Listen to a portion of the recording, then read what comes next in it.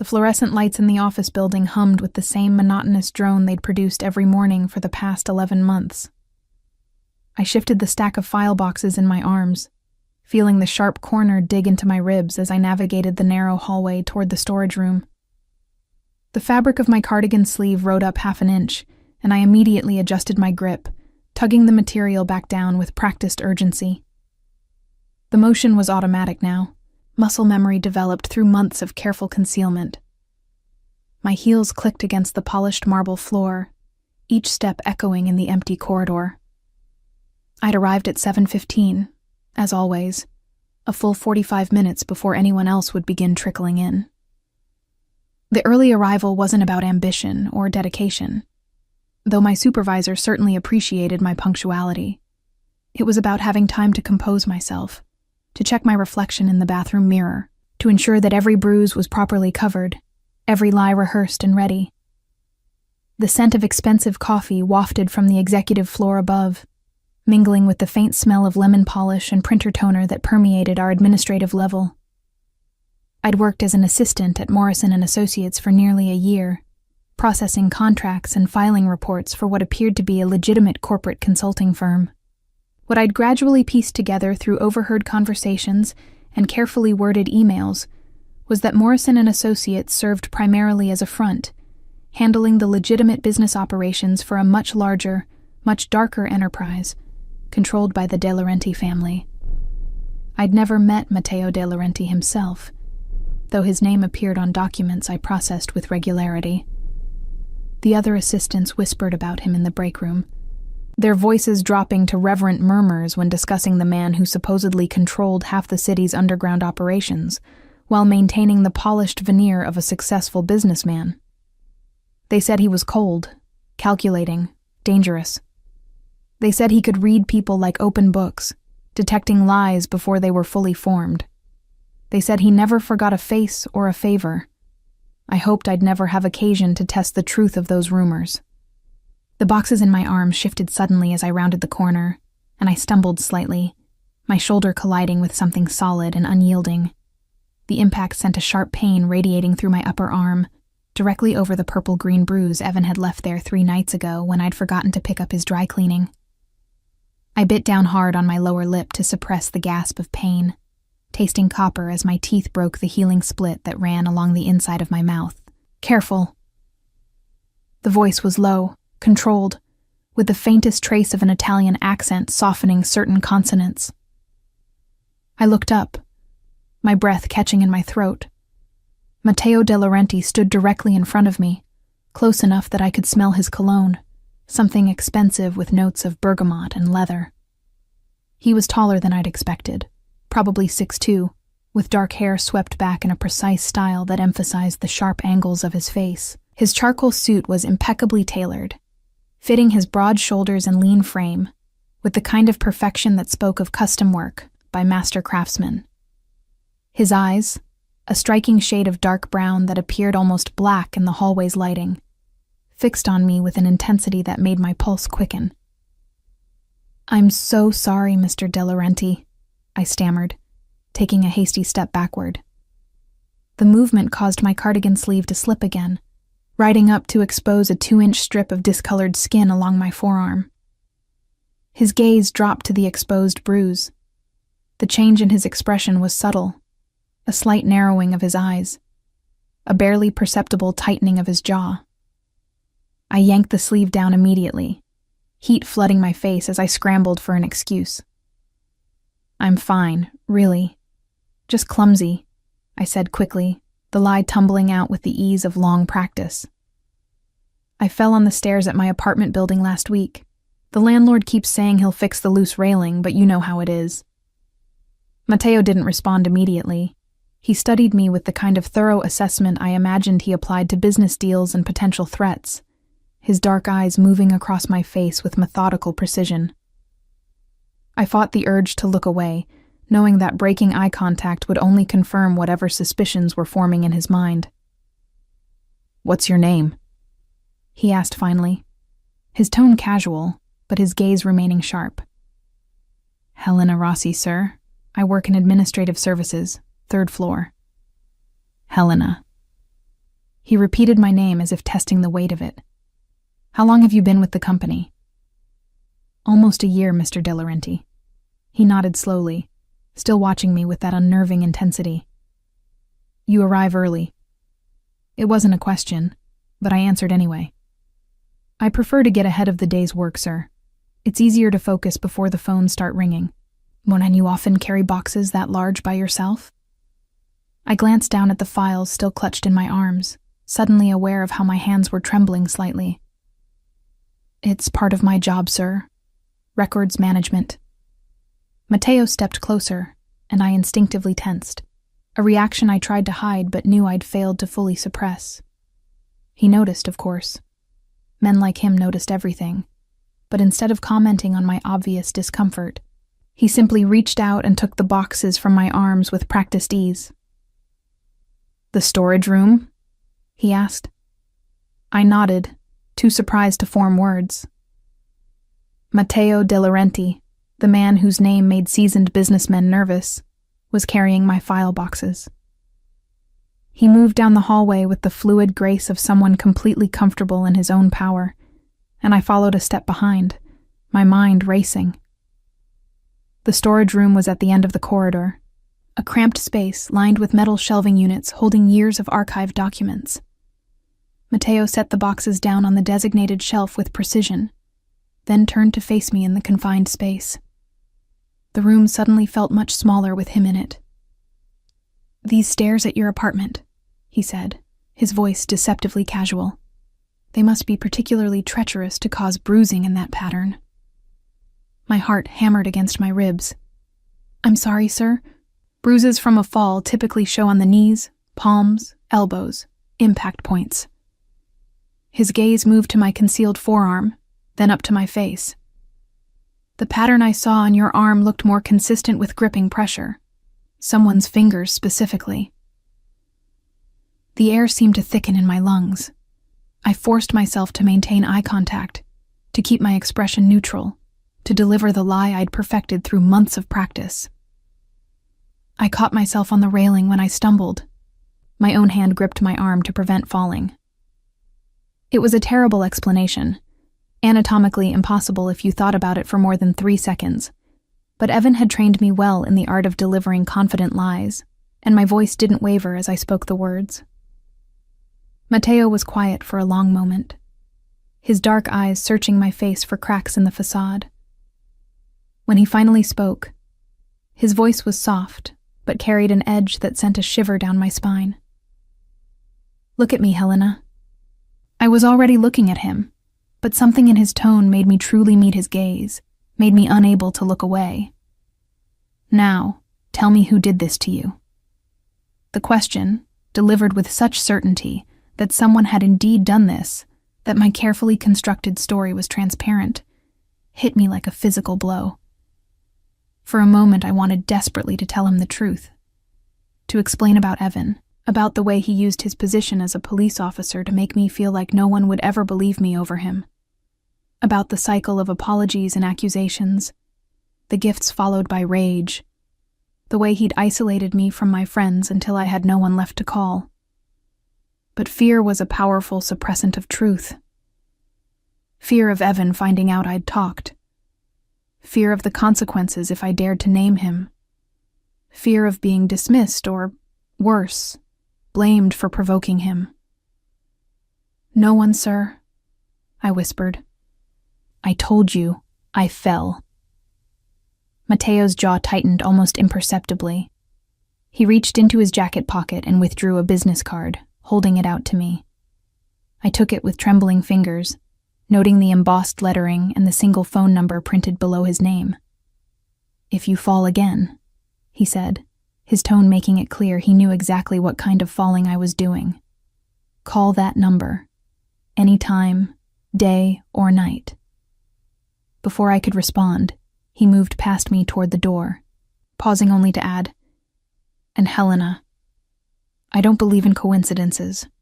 When people lie to me, I usually find out why. He left me standing alone in the storage room, his business card clutched in my hand, my carefully constructed walls beginning to crack for the first time in months. The business card remained in my wallet for 3 days, tucked behind my driver's license where I could pretend it didn't exist, while simultaneously knowing exactly where to find it. I went through my daily routines with mechanical precision, arriving early, staying late, maintaining the professional demeanor that had become my armor against the world's scrutiny. But everything felt different now. I'd become hyper-aware of Mateo's presence in the building, tracking his movements through the floors above like a deer monitoring a predator's position. Twice I'd seen him in passing, once in the lobby, and once in the executive elevator, and both times his dark eyes had found mine with that same penetrating assessment that made me feel simultaneously exposed and protected. On Thursday afternoon, my supervisor Claire called me into her office with an unusual request. "Mr. De Laurenti's executive assistant is out sick," she explained, her perfectly manicured fingers tapping against her desk. "He's requested someone reliable to handle some filing in his private office. I'm sending you." My stomach dropped. "I'm sure there are others more qualified." "He specifically asked for you, Helena." Claire's expression was curious, but not suspicious. "Apparently, you made a good impression earlier this week. Don't mess this up. This kind of assignment could lead to better opportunities." I wanted to refuse, to claim illness or urgent work on the 3rd floor. But refusing a direct request from Matteo De Laurenti wasn't really an option. Not if I wanted to keep my job. So I found myself riding the elevator to the executive floor, my palms sweating despite the building's aggressive air conditioning. Matteo's office occupied the entire northeast corner of the building, with floor-to-ceiling windows offering a panoramic view of the city. The space was decorated in dark woods and leather, with artwork that I suspected was original rather than reproduction hanging on the walls. A massive desk dominated the center of the room, its surface meticulously organized. Matteo stood by the windows when I entered, his back to me, phone pressed to his ear as he conducted a conversation in rapid Italian. I caught only fragments, words like shipment and payment and consequences, that confirmed what I'd already suspected about the nature of his business. He ended the call and turned to face me, his expression neutral, but his eyes sharp with that same assessment I was beginning to recognize. "Helena, thank you for coming up." "Of course, Mr. De Laurenti. Claire said you needed filing assistance." He gestured toward several boxes stacked near the credenza. "Contracts that need to be organized chronologically and cross-referenced with the digital database. Standard administrative work, but I prefer someone meticulous." I moved toward the boxes, grateful for a concrete task to focus on. The contracts were dense legal documents, many containing terms I didn't fully understand, but that spoke to shipping routes, distribution channels, and payment structures that seemed unnecessarily complex for legitimate consulting work. As I worked, I could feel Matteo's presence even when his back was turned. He moved through the office with purposeful efficiency, making calls, reviewing documents, conducting the business of his empire with the same precision he likely applied to everything else in his life. "You're left-handed," he observed after about 20 minutes, his voice startling me from my focused sorting. I looked up to find him watching me from his desk. "Yes, sir? But you wear your watch on your left wrist?" I glanced down at the cheap digital watch Evan had given me for my birthday, one of his apology gifts after a particularly bad night. "I prefer it there. Most left-handed people wear watches on their right wrist. Prevents interference with writing." He paused, then added with deliberate casualness, "Unless they're trying to hide something on their right wrist that a watch band might aggravate." My hands stilled on the contract I was filing. He'd noticed. Of course he'd noticed. Matteo De Laurenti noticed everything. "I just prefer it this way," I said, keeping my voice steady. He stood, moving around his desk with that predatory grace that made my pulse quicken. "Helena, I'm going to ask you a direct question, and I'd appreciate an honest answer." I met his gaze, forcing myself not to look away, even as every instinct screamed at me to run. "Yes, sir? Are you in danger?" The question was so direct, so stripped of pretense that for a moment I couldn't breathe. Not, "Are you okay?" or "Is everything all right?" but the real question, cutting through all my carefully constructed lies to the truth beneath. "No, sir," I whispered, the lie tasting like ash in my mouth. Mateo's expression didn't change, but something flickered in his dark eyes. Disappointment, perhaps, or determination. "I see." He returned to his desk, and I thought the interrogation was over. But then his phone rang, and I heard him answer in that same controlled tone he used for everything. "Yes, I understand. Where? How long ago? Keep me informed." He ended the call and looked at me with new intensity. "Do you have a police officer named Evan Corbin in your life, Helena?" The name hit me like a physical blow. My carefully maintained composure cracked, genuine fear flooding through me before I could suppress it. "How do you—" "He's been asking questions about you at the building's security desk, claiming he's conducting a welfare check on his girlfriend who works here." Mateo's voice was dangerously soft. "But the security team knows better than to give him information without clearing it with me first." I sank into the nearest chair, my legs suddenly unable to support me. Evan was here. He'd found out where I worked, something I'd carefully kept from him precisely because I knew he'd use it to tighten his control. "He's my ex-boyfriend," I said quietly, the partial truth easier than a complete fabrication. "We broke up a few weeks ago. He's having trouble accepting it." "And the bruises?" Mateo asked, his tone making it clear he already knew the answer. I looked down at my hands, at the slight tremor I could no longer hide. He didn't take rejection well. The silence that followed was heavy with unspoken implications. When I finally looked up, Mateo's expression had shifted into something cold and controlled, the kind of calculated fury that I imagined made his enemies very nervous. "A police officer," he said, more to himself than to me. "That's why you didn't report it. Why you believed no one would help you." "He knows people," I whispered. "He knows judges, prosecutors, other officers. He's made it very clear what would happen if I tried to cause problems for him." Mateo pulled out his phone, typing something quickly. "Does he know where you live?" "Yes." "Does he have a key?" I nodded miserably. "He wouldn't give it back when we broke up." More typing, then a call. "Marco, I need a security detail on a residential address."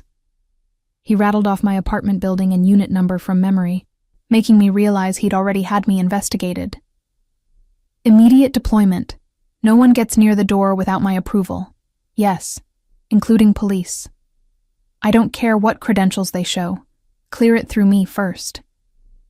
He ended the call and looked at me with an expression that was almost gentle, though his eyes remained hard. "When does your shift end?" 6 o'clock, sir." "You'll leave at 5 today. My driver will take you home. The security team will be in place before you arrive." "Mr. De Laurenti, I can't ask you to—" "You're not asking. I'm telling you." His voice carried absolute authority. "And tomorrow, you'll meet with one of my attorneys. We're going to file a restraining order, compile documentation, and ensure that Officer Corbin understands that harassing you carries consequences." Tears burned behind my eyes, the first genuine tears I'd allowed myself in months. "Why are you doing this?" Mateo was quiet for a moment, his gaze holding mine with unexpected intensity. "Because I don't tolerate bullies, Helena. Especially ones who hide behind badges." He paused, then added more softly, "And because you deserve better than living in fear." The simple statement, delivered without judgment or pity, broke something inside me. I'd spent so long believing that I somehow deserved Evan's treatment, that I'd provoked him or failed to be good enough, that hearing someone say otherwise with such certainty felt revolutionary. "I don't know how to thank you," I whispered. "Don't thank me yet," Mateo replied, his expression hardening again. "Just be honest with me from now on. Can you do that?" I nodded, feeling the weight of months of lies beginning to lift. "Yes, sir." "Good." He returned to his desk, his demeanor shifting back to professional efficiency. "Now finish that filing. And Helena, if Corbin contacts you in any way, you tell me immediately. Understood?" "Yes, Mr. De Laurenti." As I returned to my work, my hands steadier than they'd been in months, I caught Matteo watching me with an expression I couldn't quite read. Something in his gaze suggested this was about more than just helping an employee in trouble. But I pushed the thought away, focusing instead on the unexpected safety I was being offered. For the first time in longer than I could remember, I allowed myself to hope that maybe, just maybe, I could be free. The attorney Matteo sent me to was a woman named Victoria Chen, who operated from an office so elegant it made me nervous to sit in the leather chairs. She took one look at the photographs I'd finally allowed myself to take of the bruises, read through the text messages I'd been too afraid to delete, and listened to my halting description of Evan's escalating violence with an expression that grew progressively more severe. "You have a strong case," she said finally, her voice crisp with professional certainty. "Restraining order approved within 48 hours. I guarantee it. Criminal charges are trickier given his position, but not impossible, especially with Mr. De Laurenti's resources backing you." "I don't want to be a charity case," I said quietly, shame coloring my words. Victoria's expression softened slightly. "You're not. Matteo doesn't do charity. He does justice, particularly when the system has failed someone." She paused, then added, "He also doesn't usually get personally involved in employee matters. You must have made quite an impression." I didn't know how to respond to that, so I focused instead on signing the documents she placed before me, each signature feeling like reclaiming a small piece of myself. That evening, when Matteo's driver dropped me at my apartment, I found 2 men in dark suits stationed discreetly near my door. They nodded respectfully, but didn't speak, their presence both comforting and surreal. Inside my apartment, I finally allowed myself to breathe, really breathe, for the first time in months. My phone buzzed. Evan's number, which I hadn't blocked because deleting his contact felt like provocation. The message was typically manipulative. "Helena, baby, I know you're scared. I was too rough the other night. Let me make it up to you. I love you." My hands shook as I screenshot the message and forwarded it to the number Matteo had given me. His response came within seconds. "Delete his number. Don't respond. You're safe." 2 words that I desperately needed to hear. You're safe. The next few weeks passed in a blur of legal proceedings and careful rebuilding. The restraining order was approved with shocking speed, helped by Victoria's connections and the documentation I'd finally allowed myself to compile. Evan contested it initially, playing the wounded boyfriend card with practiced ease. But when his sergeant was quietly contacted by someone in Matteo's network, and when evidence of Evan's pattern of abuse toward previous girlfriends mysteriously surfaced, his protests died quickly. I began sleeping through the night for the first time in a year. The bruises faded, replaced by clear skin that felt like reclaimed territory. I started arriving at work without the knot of anxiety in my stomach, began participating in office conversations I'd previously avoided. Matteo watched my transformation with quiet approval, never mentioning the measures he'd taken on my behalf, but ensuring I knew the protection remained in place. Our interactions remained professional, though I'd caught him observing me with an intensity that went beyond mere concern for an employee's welfare. Then came the afternoon that changed everything. I was organizing files in the executive conference room when I heard raised voices from Matteo's office. Through the partially open door, I could see him standing behind his desk, his expression colder than I'd ever witnessed. "The shipment doesn't just disappear, Marco," he said, his voice dangerously soft. "Someone redirected it. I want to know who, and I want to know why." The man across from him, one of Matteo's senior associates, shifted uncomfortably. We're investigating, boss. Could be the Volkov crew making a move. It's not Volkov. Mateo's certainty was absolute. This was internal. Someone in my organization decided they could steal from me and hide behind outside conflict. I should have left. Should have given them privacy for what was clearly sensitive business. But something kept me frozen in place, watching as Mateo demonstrated the ruthless authority that made him feared throughout the city's underground. Find them, Mateo continued, his voice dropping even lower. And when you do, remind them why betrayal carries permanent consequences. The casual reference to violence should have terrified me. Instead, I found myself fascinated by this glimpse into Mateo's real world, the empire built on power and fear that existed beneath the legitimate business veneer. Marco left, and Mateo looked up to find me standing in the conference room doorway. Our eyes met, and I saw him decide in real time whether to maintain the fiction of normalcy or acknowledge what I'd just witnessed. "How much did you hear?" he asked finally. "Enough to know that Morrison and Associates isn't really about corporate consulting." A ghost of a smile touched his lips. And I'm not surprised. I moved into his office, closing the door behind me in a gesture that felt significant. "I've been processing your contracts for almost a year, Mr. De Laurenti. I might be many things, but I'm not oblivious." Mateo leaned against his desk, studying me with renewed interest. "Most people would be frightened by what you just heard." "Most people haven't had a police officer use his badge to terrorize them for 6 months, I replied, surprised by my own boldness. "Compared to Evan, you're refreshingly honest about what you are." "And what am I, Helena?" I considered the question carefully. "You're someone who operates outside legal boundaries but maintains his own code, someone who protects his people and punishes betrayal, someone who helped me when I had nowhere else to turn." That sounds almost admiring.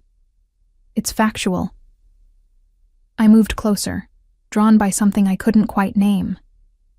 "You've shown me more genuine protection in 3 weeks than Evan did in an entire relationship. So yes, I'm aware you're dangerous. I'm also aware you've never once made me afraid." Something shifted in Mateo's expression, a crack in his usual control. "You should be afraid of me, Helena.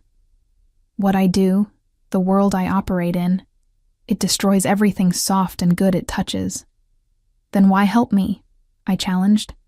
"Why not just ignore another employee's problems?" He was quiet for a long moment, his dark eyes holding mine with an intensity that made my breath catch.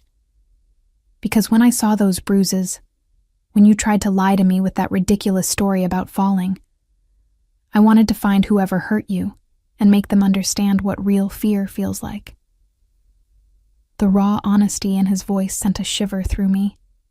And because you looked at me in that storage room like I might actually believe you, like you'd become so accustomed to being dismissed that honest concern was foreign." His jaw tightened. No one should have to live like that. I took another step closer, close enough now to smell his cologne, to see the faint scar along his left temple that I'd never noticed before. "What happens now?" "Now you finish healing," Mateo said softly. "You continue rebuilding your life. You stay safe." "And us?" The question escaped before I could stop it.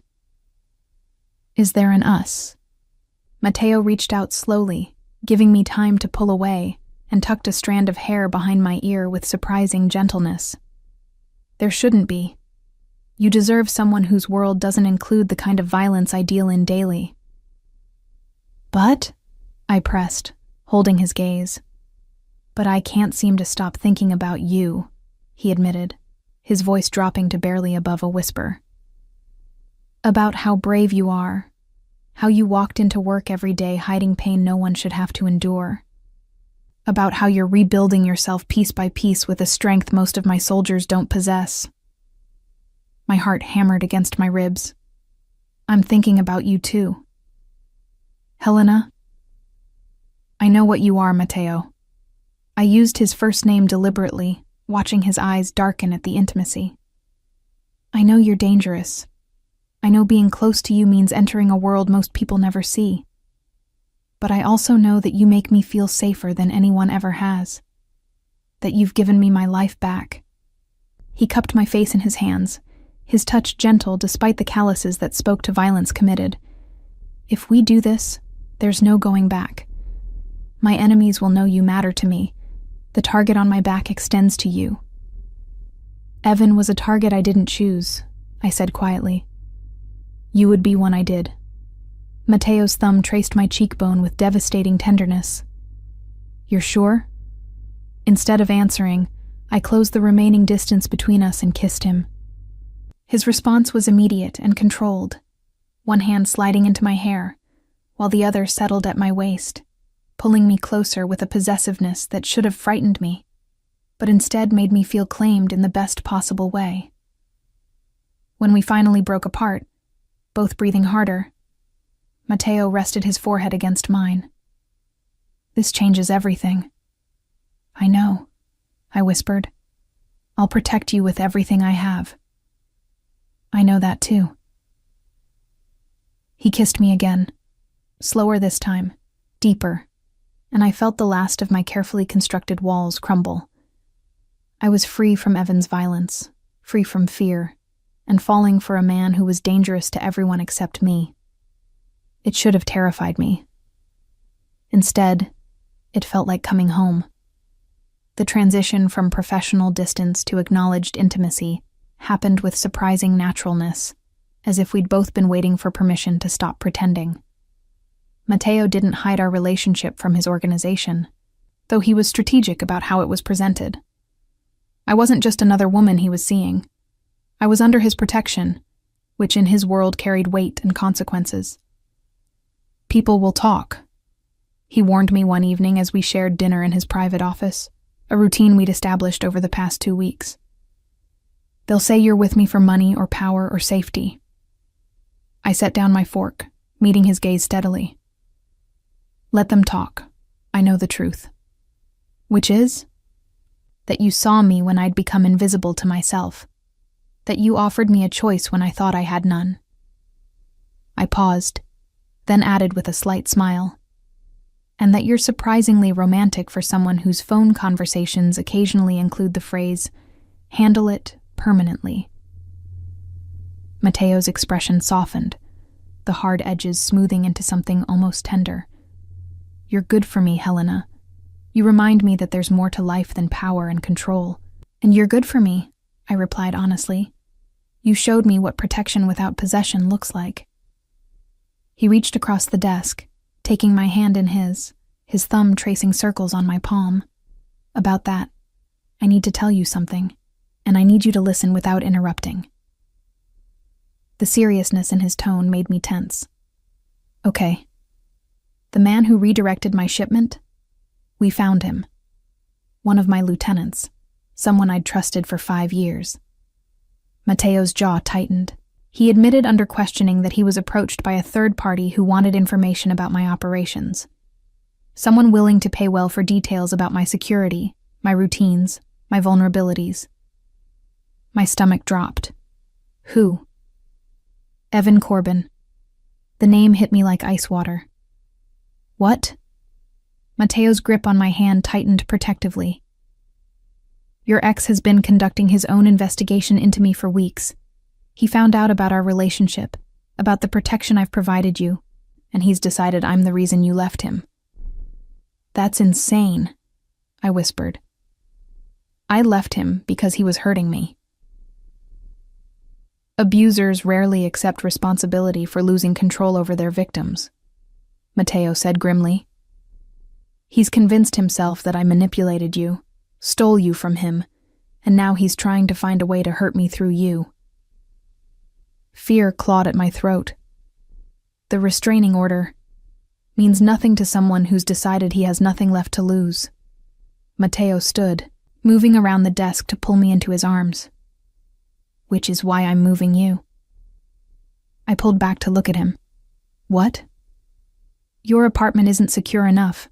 Not if Corbin is actively targeting you. I have a property, a secure building with full security detail. Private entrance, reinforced everything, completely monitored. His dark eyes held mine with absolute certainty. You'll be safe there. Mateo, I can't just move into your place.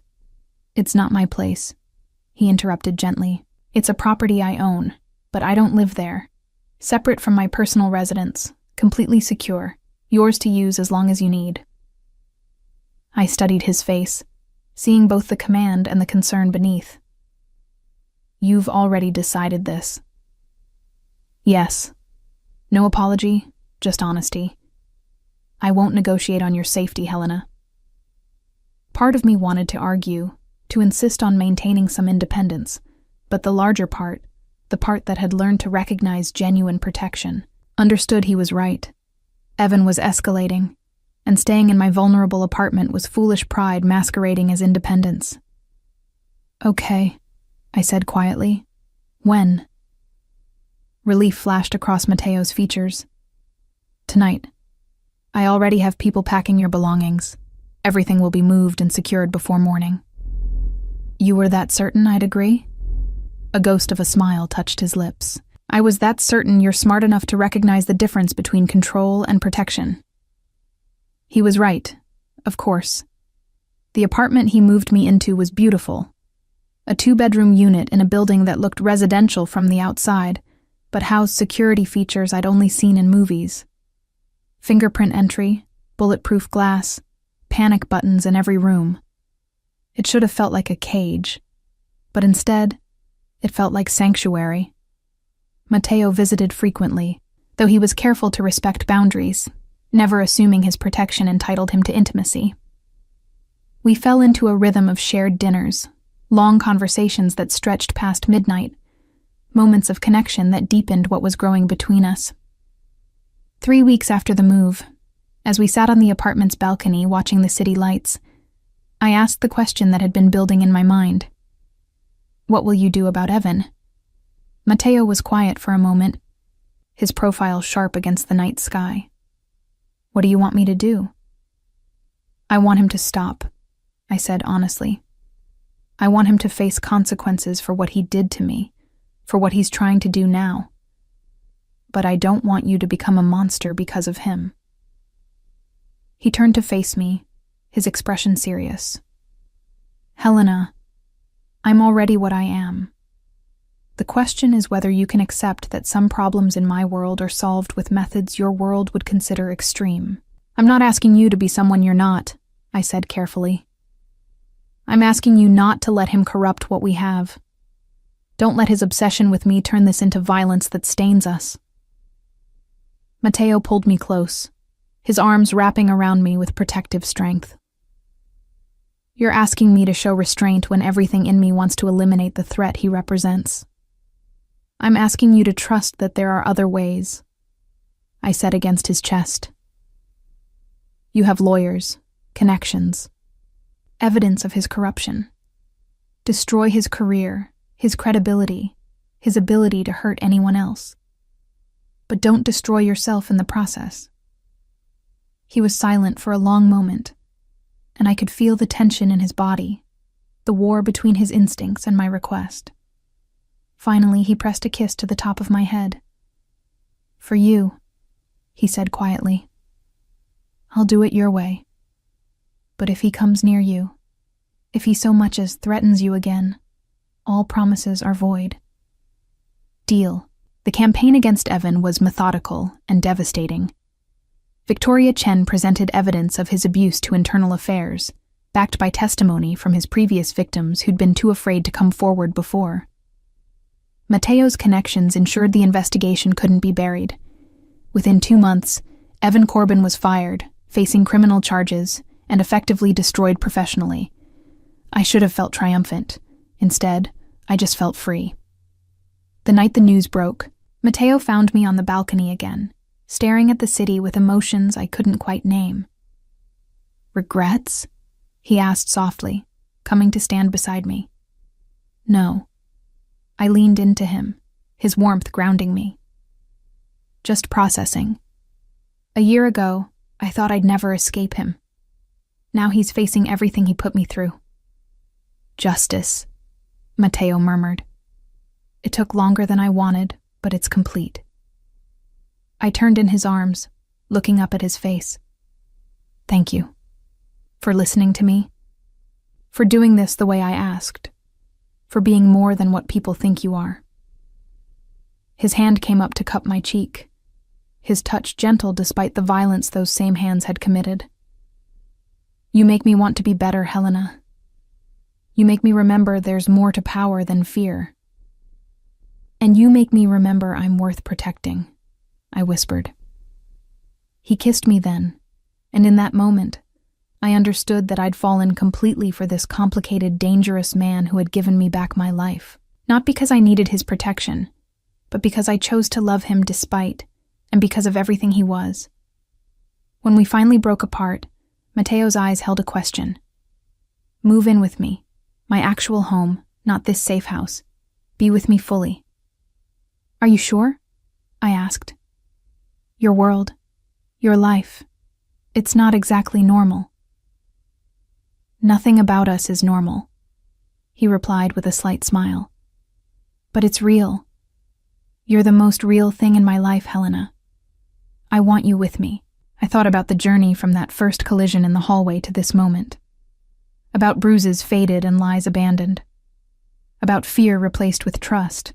Survival replaced with living. Yes, I said simply. Yes. His smile transformed his face, making him look younger, lighter, almost vulnerable. And as he kissed me again under the city lights, I knew I'd made the right choice. I'd chosen freedom, and in doing so, I'd found love. Moving into Matteo's home was like entering a different world. One where luxury wasn't just about expensive objects, but about a level of security and comfort I'd never imagined. The penthouse occupied the entire top floor of a building in the city's most exclusive district, with views that stretched to the horizon and security measures that made my previous apartment look like a dollhouse. This is too much, I said the first night, standing in the master bedroom that was larger than my entire previous apartment. Matteo came up behind me, his hand settling on my waist.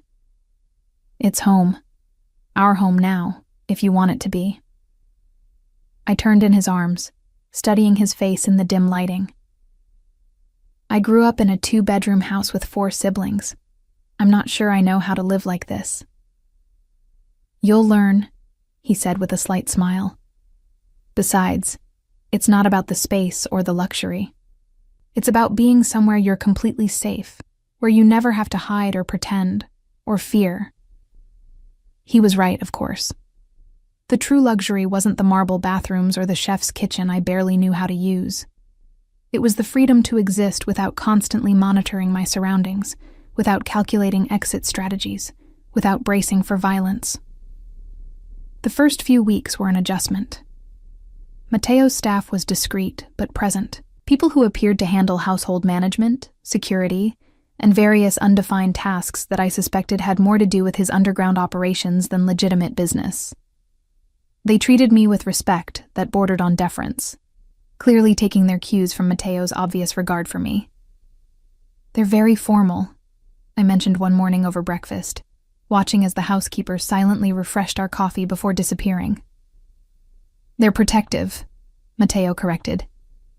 They've seen me with many women over the years, none I've brought into my actual home. They know you're different, that you matter. Do I? I asked, only half teasing. His dark eyes held mine with absolute certainty. You're everything, Helena. The simplicity of the statement, delivered without flowery language or grand gestures, made my throat tight with emotion. I love you, I said, the first time I'd spoken the words aloud. Matteo's expression softened in a way I'd only seen when we were alone. I've loved you since you tried to lie to me about falling downstairs, standing there with such desperate courage. I just didn't understand it yet. We fell into a rhythm of domesticity that felt surreal given Matteo's dangerous profession. He left early for mysterious meetings, returned for shared dinners, included me in his legitimate business decisions while carefully shielding me from the darker aspects of his empire. I continued working at Morrison & Associates, promoted now to a senior administrative role that came with respect and considerably better pay. But the peace couldn't last forever. 2 months into our new arrangement, I was working late in Mateo's home office when I accidentally knocked over a stack of files, sending papers scattering across the floor. As I gathered them, my eyes caught on a surveillance photo paper clipped to a report. Evan. Multiple images of him at different locations, timestamps indicating they'd been taken over the past several weeks. The report detailed his movements, his contacts, his current employment status, or lack thereof. I was still staring at the photos when Mateo returned home, his expression shifting from pleasure at seeing me to concern when he noticed what I held. "Helena." "You're still watching him," I said, not quite a question. He moved closer, but didn't try to take the file from my hands. "Yes." "Why?" "He's been neutralized. He can't hurt me anymore." Mateo's jaw tightened. "Can't he? He's lost everything because of me, because I protected you. Men like him don't just accept defeat and move on, Helena. They fester, they plan, they wait for opportunities." I set the photos down carefully. "So you're having him followed indefinitely?" "I'm ensuring that if he makes any move toward you, I know about it before it happens." His voice was firm, but gentle. "I won't apologize for that." I understood his logic, even as part of me recoiled from the idea of perpetual surveillance. And if he never makes a move? If he just goes away and rebuilds his life somewhere else? Then the surveillance continues, until I'm certain he's no longer a threat. Mateo pulled me into his arms, his embrace protective. "I know it seems excessive to you, but in my world, threats eliminated halfway return to destroy you. I won't take that chance with your safety." I rested my head against his chest, listening to his heartbeat. "Sometimes I forget how different our worlds are." "They're not different anymore," he said quietly. "You're in my world now, which means you're protected by its rules." The reminder was both comforting and unsettling. I'd chosen this life, chosen Mateo, but I was still learning what that choice truly meant. That understanding came sharply into focus a week later, when I returned from work to find the penthouse in subtle lockdown. Additional security personnel were stationed at every entrance, and Mateo was in his office conducting a meeting in rapid Italian that carried tones of danger and strategy. "What's happening?" I asked Marco, who'd become a familiar presence around the penthouse. His expression was carefully neutral. "A situation. Nothing for you to worry about, Miss Rossi." But I did worry, pacing the living room while Mateo's meeting stretched into its second hour. When he finally emerged, his expression was harder than I'd seen it since the early days. "Tell me," I said simply. He studied me for a moment, then nodded, respecting me enough to be honest. "One of my business partners attempted to manipulate some contracts, redirect some profits. It's been handled." "Handled how?" "In a way that ensures he won't try it again." Mateo's voice was flat, controlled, and in a way that sends a message to anyone else considering similar betrayal. I knew better than to ask for details. Instead, I moved to him, taking his hands in mine. "Are you all right?" The question seemed to surprise him. "I should be asking you that. You just witnessed the reality of what I do, the consequences I enforce." "I witnessed you protecting what's yours," I said carefully. "I don't need to know the methods to understand the necessity." Something in his expression cracked, vulnerability showing through his controlled exterior. "You're not frightened?" "Of you? Never." I squeezed his hands. "For you sometimes, but not of you." He pulled me close, his embrace tight enough to betray the tension he'd been holding. "I don't deserve you." "You deserve someone who sees you fully and loves you anyway," I replied. That's what you've got." We stood like that for a long moment, and I felt him gradually relax, the hardness leaving his body as he allowed himself to be vulnerable in a way I suspected he rarely permitted. Later that night, as we lay in bed, Matteo traced patterns on my shoulder with gentle fingers. "I want you to learn to shoot," he said quietly. I turned to face him. "What?" "I want you to know how to protect yourself if I'm not there. Not because I think you'll need to, but because I want you to have every possible advantage." His dark eyes held mine seriously. "Will you let me teach you?" It was such a Matteo request, practicality wrapped in protection. "Okay," I agreed. The shooting lessons became a regular part of our routine, conducted at a private range Matteo owned. He was patient and thorough, treating my education with the same seriousness he brought to everything else. I discovered I had natural aptitude, something that seemed to both please and concern him. "You're good at this," he observed after a particularly successful session. "Survival instincts," I said lightly. "I learned to recognize threats early with Evan. This is just a different application of the same awareness." Matteo's expression darkened at the mention of my ex.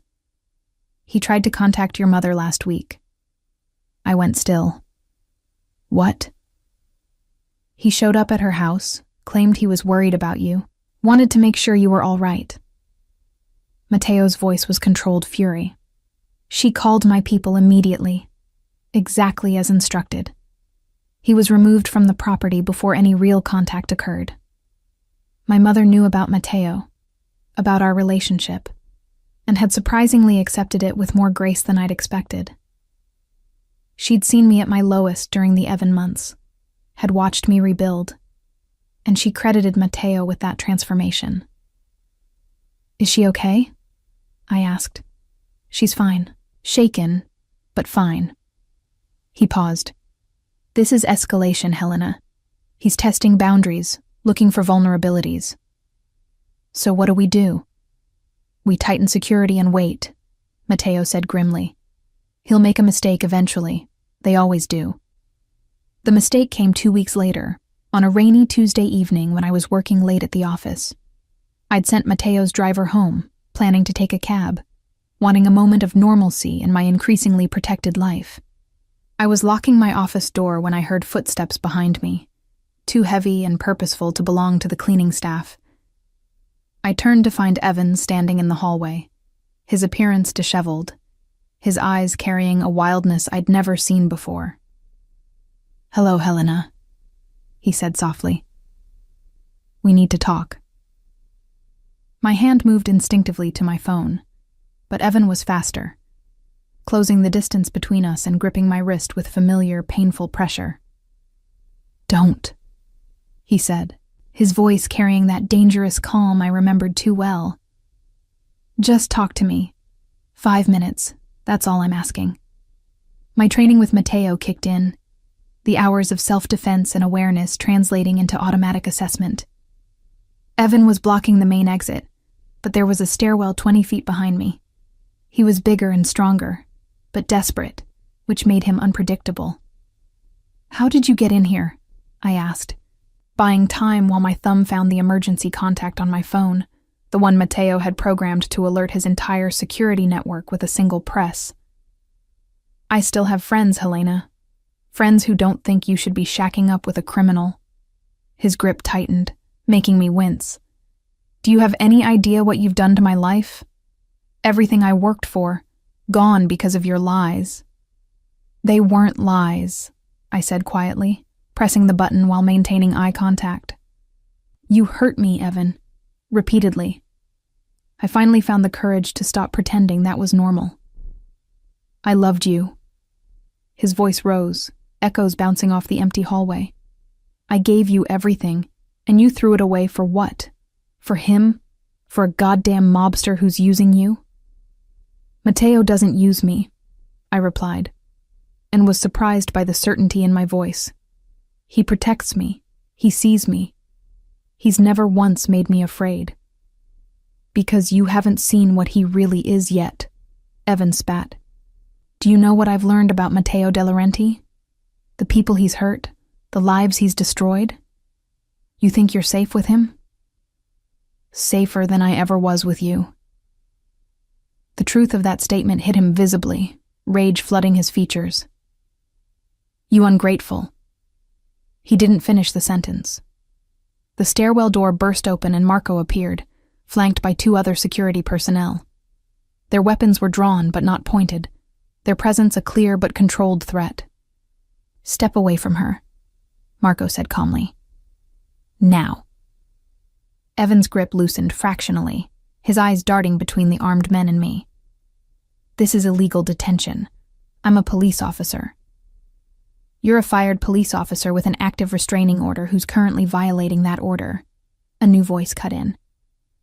I looked past Marco to see Victoria Chen emerging from the stairwell, her expression coldly professional. And we have you on security camera assaulting Ms. Rossi, so I'd suggest you comply before this goes from violation to felony assault. Evan released me, and I immediately stepped back, putting distance between us. Helena, please. She's done talking to you. Matteo's voice carried down the hallway, and I turned to see him approaching with that controlled fury I recognized. He moved past his security team, positioning himself between Evan and me without ever breaking eye contact with my ex. In fact, you're done with her entirely. You can't just... Evan started. I can, and I am. Matteo's voice was soft, dangerous. You violated a restraining order, assaulted her in a building I own, and threatened someone under my protection. The only question now is how much worse you want this to get. Evan laughed, a bitter sound edged with desperation. What are you going to do? Kill me? Make me disappear? Show her exactly what kind of monster you are? Matteo smiled, and it was the coldest expression I'd ever seen on his face. Nothing so dramatic. Victoria has already filed charges for tonight's violation. The security footage of you assaulting Helena will be provided to the prosecutor. Your probation from the previous charges will be revoked. He paused, letting each consequence land. And I'll ensure that every law enforcement agency in the state knows exactly what kind of officer you were. You won't work in security, law enforcement, or anything requiring trust ever again. That's not... Evan's protest died as Matteo stepped closer, his presence overwhelming. It's over, Corbin. You lost. Not because I took her from you, but because you drove her away with your own violence. Now you have a choice. Accept that, and move on with what's left of your life. Or continue this obsession, and discover exactly how much worse I can make things for you. The 2 men stared at each other, and I could see the moment Evan understood he was beaten. His shoulders slumped, defeat replacing rage. Take him to the police, Matteo ordered Marco. File the charges. Make sure everything is documented. As security escorted Evan away, Matteo turned to me, his expression transforming from cold authority to concerned tenderness in an instant.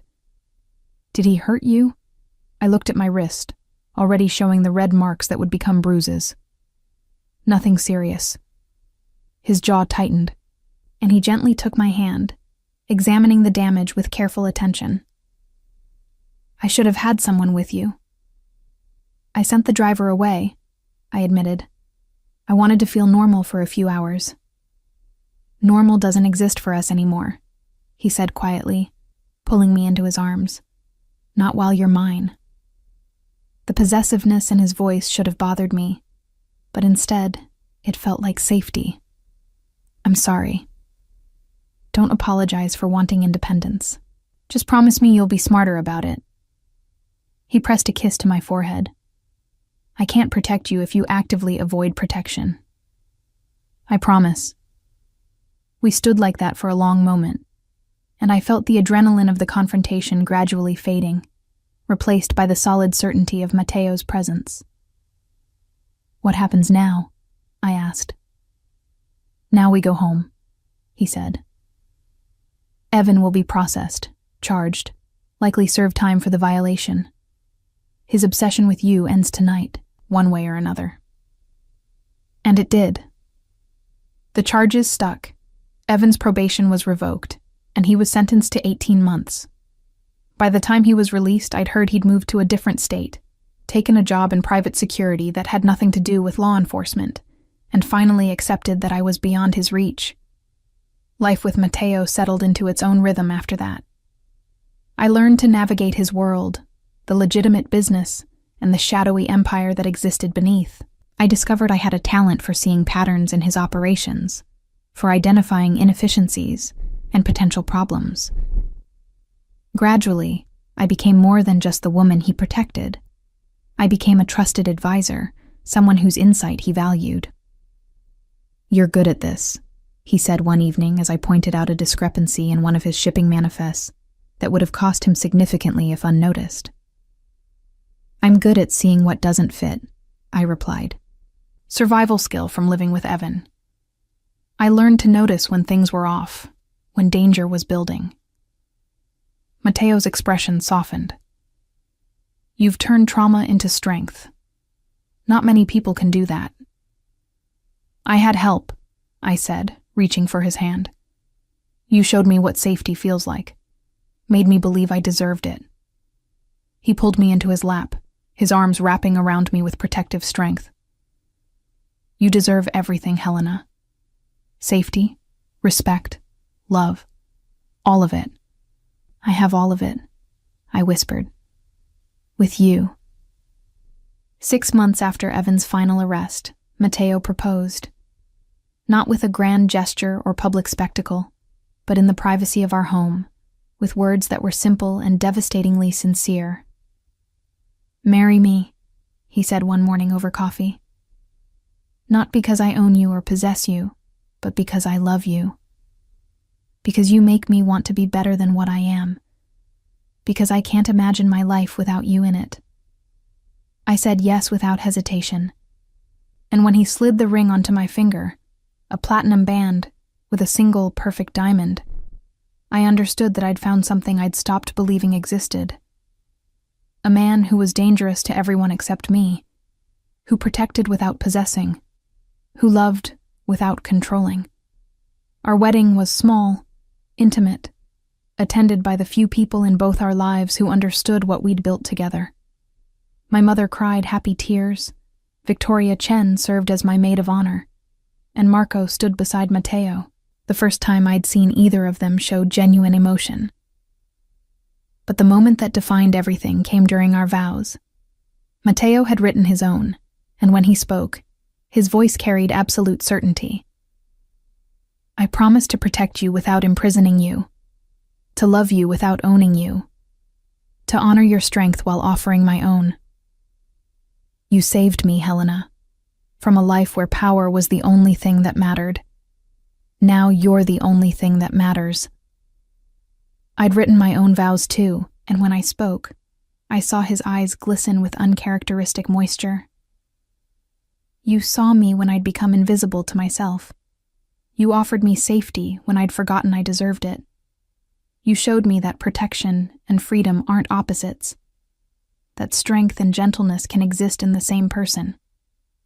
I love you not despite the darkness in your world, but because you've never let it touch me.